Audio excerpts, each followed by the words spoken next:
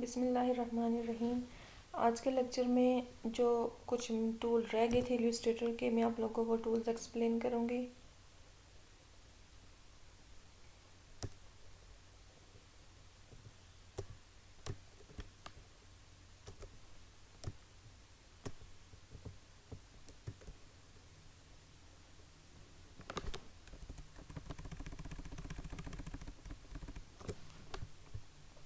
ये मैं कुछ शेप्स ड्रॉ कर रही हूँ।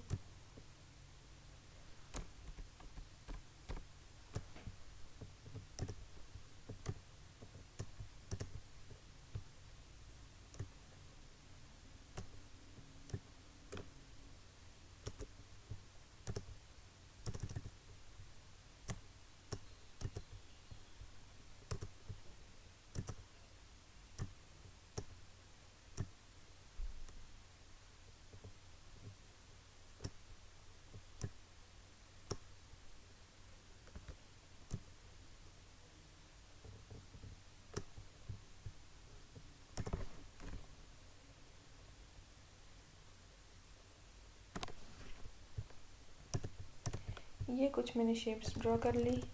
मैंने आपको याद है, आपको मैंने पाथ टूल बताया था, टाइप अना पाथ टूल, ठीक है, देखें। और मैंने आपको वो सिर्फ और सिर्फ सर्कल पे बताया था। एक तो सर्कल पे मैंने आपको लिखना बताया था। अब ज़रूरी नहीं है कि आप सिर्फ और सिर्फ सर्कल पे ही लिखें। ये देखिए राउंड रेक्टेंगल है, इस पे भी मैं आती हूँ और यहाँ से लिखना स्टार्ट करती हूँ।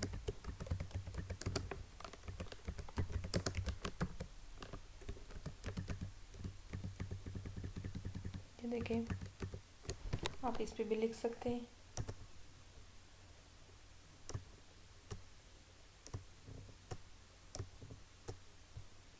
मैं इसके अंदर जाती हूँ और कुछ टेक्स्ट में रिमूव कर देती हूँ।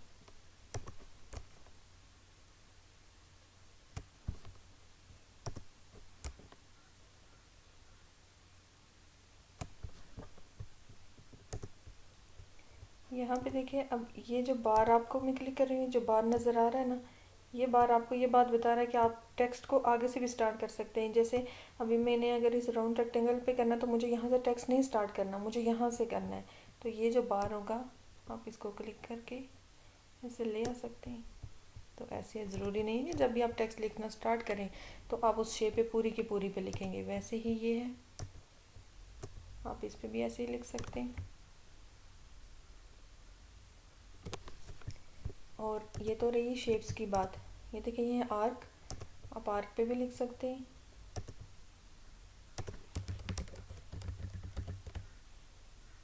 ये देखें, और ये मैंने पेन टूल से खुद एक शेप बनाई, आप इस पे भी लिख सकते हैं। ये देखें, और उसी तरीके से आप इसको ये सिलेक्ट क्लिक करें और आगे मूव भी कर सकते हैं। ये आप लोग की एक चीज़ रह गई थी, इसलिए ये आपको बता रही हूँ।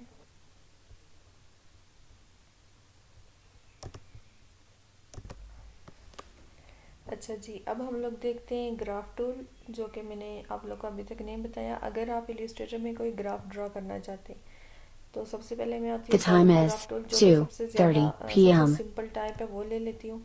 और ग्राफ आपको कितने एरिया पे चाहिए आप उतना ड्रॉ कर दें। देखिए, जो ही मैंने ड्रॉ कर दिया तो वो पूरा एरिया आ गया।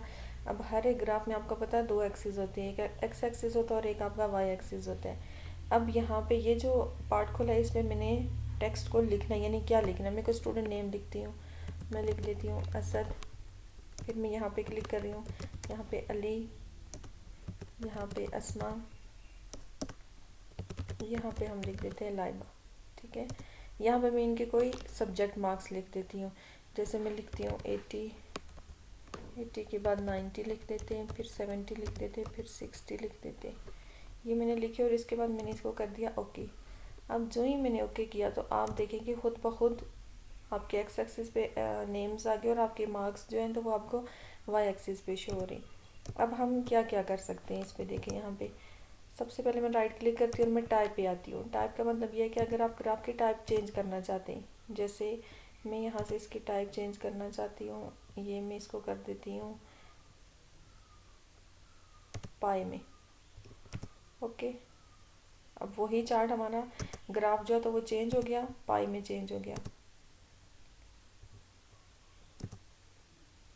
इसमें चेंज हो गया। अब हम लाइन में करते हैं, ये लाइन ग्राफ बन गया। और अब वापस से उसी को मैं अपने ओरिजिनल स्टाइल में ले आती हूँ जो कि ये है। अब ये बात है कि मैं किसी एक स्टूडेंट का डाटा डालना भूल गई हूँ तो वो डालना चाहती हूँ, तो फिर वो राइट क्लिक करके आप डाटा पे आएंगे, यहाँ पे क्लिक कर रही हूँ, यहाँ पे मैं लिख देती हूँ जैन और 99, ठीक है, और हमने कर दिया ओके। तो ये देखिए आप दोबारा से उसमें कुछ ऐड भी कर सकते हैं, एडिट भी कर सकते हैं, डिलीट भी कर सकते हैं। एडिट और डिलीट करने के लिए भी आपको डाटा पे, जैसे मैं ये अली को रिमूव करना चाहती हूँ तो ये अली के मैंने मार्क्स भी रिमूव कर दिए।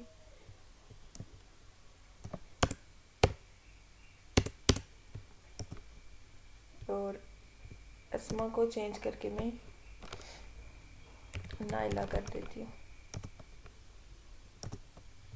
अस्मा की जगह नाइला आ जाए। और जो है हमारा ये, तो इसको हमने गायब कर दिया, ठीक है।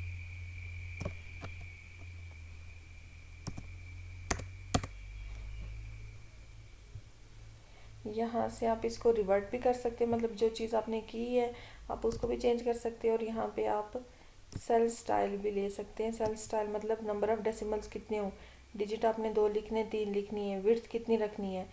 विड्थ जैसे मैं करती हूँ ज़्यादा कर देती हूँ 13, तो ये देखिए विड्थ चेंज हो गई। विड्थ वापस कम कर देती हूँ, डेसिमल डिजिट के लिए मैं 4 कर देती हूँ, तो ये देखिए ये हमें चेंज हो गया।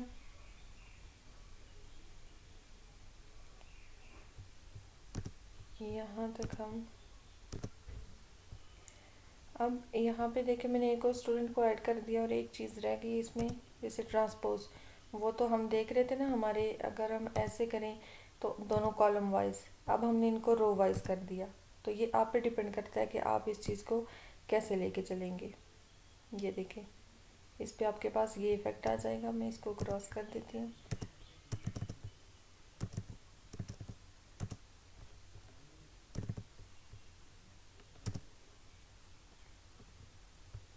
हम इस पे कोई ग्रेडियंट दे देते हैं।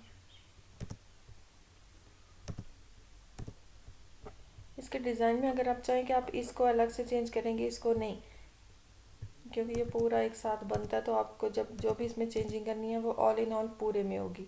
तो ये एक ग्राफ की अलग से टाइप थी जो कि मैंने आपको, और ये यहाँ पर ये सारे वही ग्राफ हैं जो मैंने आपको बताया वहाँ से टाइप में चेंज करके, तो आप इनमें से कोई सा भी ले सकते हैं। अच्छा, उसके बाद हम लोग ये जो टूल है हमारा, ये है जूम टूल। इस पर क्लिक करेंगे आपका जूम इन होता जाएगा।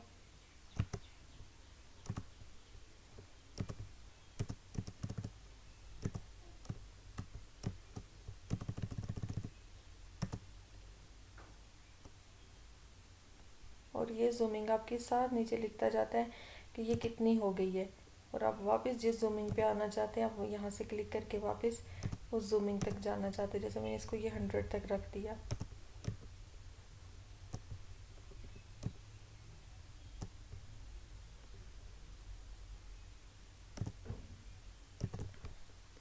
अच्छा जी, ये मैंने एक शेप बनाई। अब हम लोग देखते हैं नेक्स्ट टूल जिसका नाम है लाइव पेंट टूल, ठीक है।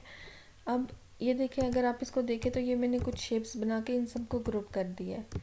अब मैं इन सबको सिलेक्ट कर रही हूँ और यहाँ पे शेप बिल्डर टूल में आप नंबर 2 पे देखें तो लाइव पेंट बकेट टूल है। अब जो मैं आ रही हूँ तो आप देखें कि 2 से 3 कलर्स आ रहे हैं, वाइट और ब्लैक 2 कलर आ रहे हैं।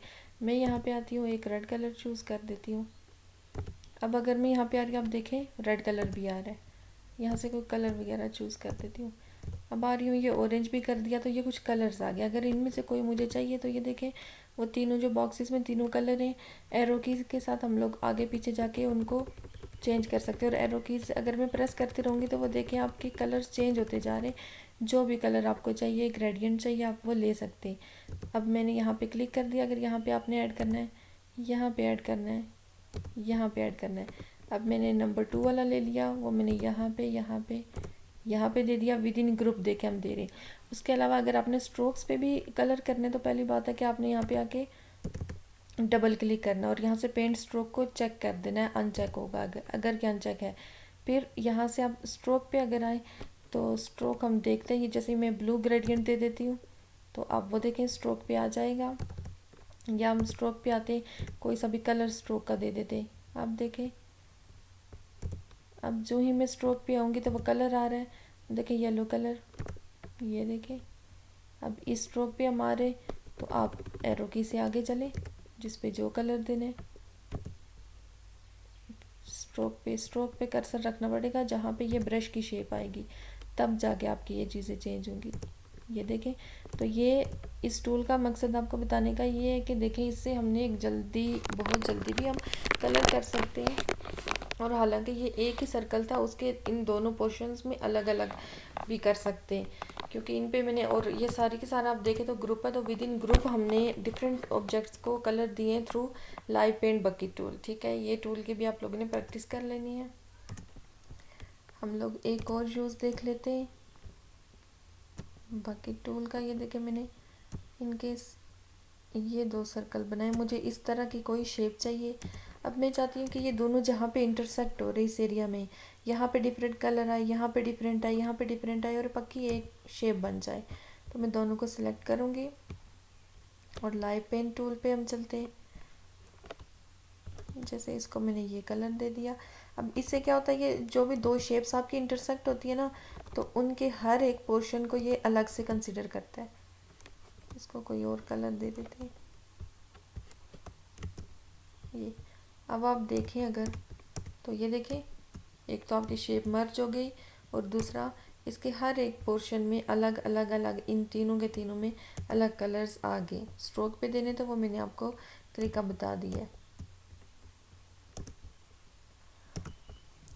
लाइव पेंट बकेट टूल के साथ एक और टूल है जिसका नाम है लाइव पेंट सिलेक्शन टूल। अब ये क्या करता है, देखिए मैं अगर यहाँ पे क्लिक कर रही हूँ तो इसने इस एरिया को सिलेक्ट किया। जिस भी एरिया को सिलेक्ट किया है उस पर मैं अपनी मर्ज़ी से कोई भी फिल, कोई भी स्ट्रोक, कोई भी चीज़ आप दे सकते हैं।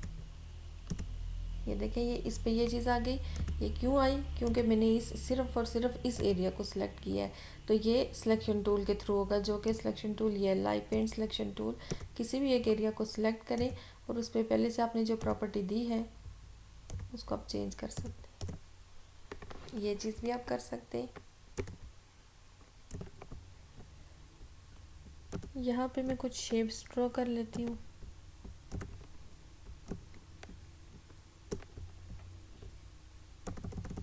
जैसे ये कर दिया। अब फॉर एग्जांपल ये लाइन है, मैं इसको अगर इसके साथ जोड़ना चाहती हूँ और मैं चाहती हूँ कि इसका ये एंड यहाँ से यहाँ तक विड्थ में जोड़ा हो जाए और ये वैसा का वैसा ही रहे, तो आप लोगों ने यहाँ पे आ जाना है जहाँ पे ये विड्थ टूल है। विड्थ टूल पे आके आपने ये कर्सर इस पॉइंट पे रखना और देखें मैं इसको बड़ा कर रही हूँ। जितना भी आपको चाहिए आप उतना इसको कर सकते हैं। ये देखें, अब आप इसको इसके साथ मर्ज कर सकते हैं। फ़िलहाल मैं कंट्रोल Z कर रही हूँ वापस, और अब हम नेक्स्ट टूल पे चलते हैं। विड्थ टूल के बाद हम लोग देखते हैं रैप टूल, कि आया रैप क्या काम करता है।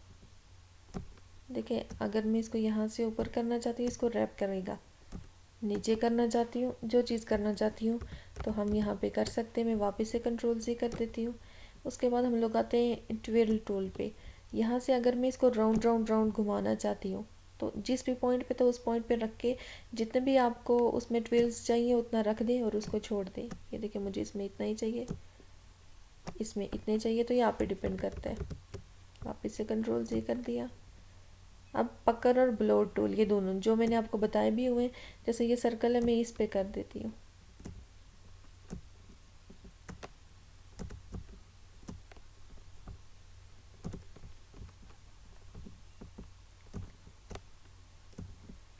इसकी शेप में इसको सिलेक्ट करके इस पे करूँगी। ये पकड़, ये देखिए इस पॉइंट को मैं नीचे लाना चाहती हूँ, अगर ये ले आए। इसको भी अंदर की तरफ लाना चाहते हैं तो आप अपनी एक शेप बना सकते हैं। बहरहाल मैं वापस से कंट्रोल Z करूँगी, और क्योंकि ये टूल्स हमने पहले भी देखे, नंबर 2 इसमें से ब्लोट है, वो भी इसी की तरह है। ये देखें, मुझे बाहर की तरफ आर्क चाहिए या अंदर की तरफ, इसमें हम बाहर की तरफ ले आते,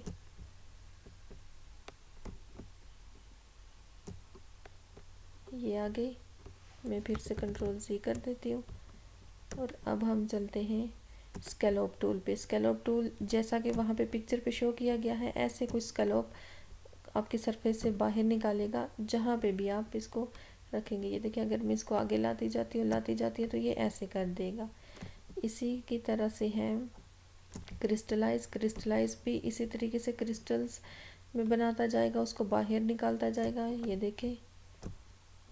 और इसी की तरह है रिंकल टूल भी, तो देखिए वो रिंकल्स की तरह छोटे छोटे, ये देखिए इन सब पे मैं रिंकल्स भी ले आती हूँ, ये देखिए।